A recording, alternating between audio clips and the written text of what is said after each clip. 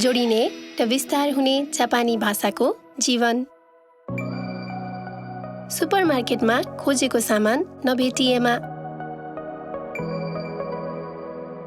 अस्पतालमा चालिने कदम थाहा नहुँदा,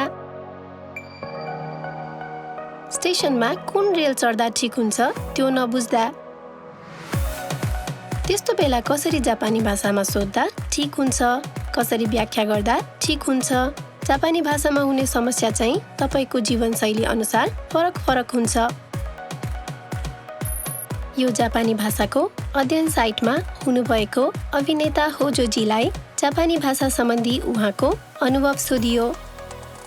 新幹線のチケットを買いに行くときに片道ですかって聞かれて多分私は、この片道っていうこの、単語が分からなくて多分この席の話かなと思ってどちらでもいいですよって答えて言い間違うことを怖がらなくていいと思います。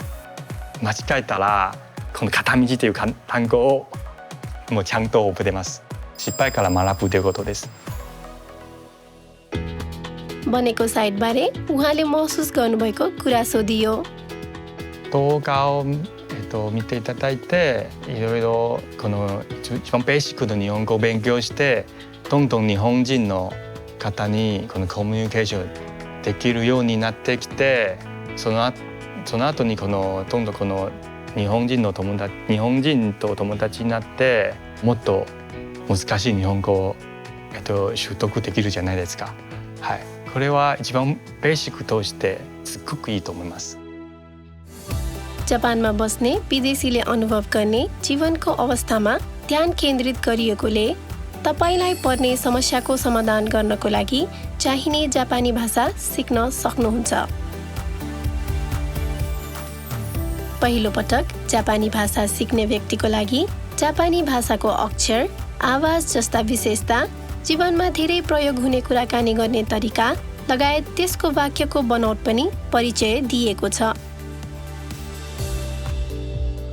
नजिकै जापानी कक्षा नभए पनि स्मार्टफोन वा ल्यापटप जस्ता साधनद्वारा सजिलोसँग सिक्न सकिन्छ। साथै अंग्रेजी भाषा लगायत चिनिया भाषा जस्ता विभिन्न भाषाहरूमा उपलब्ध छ।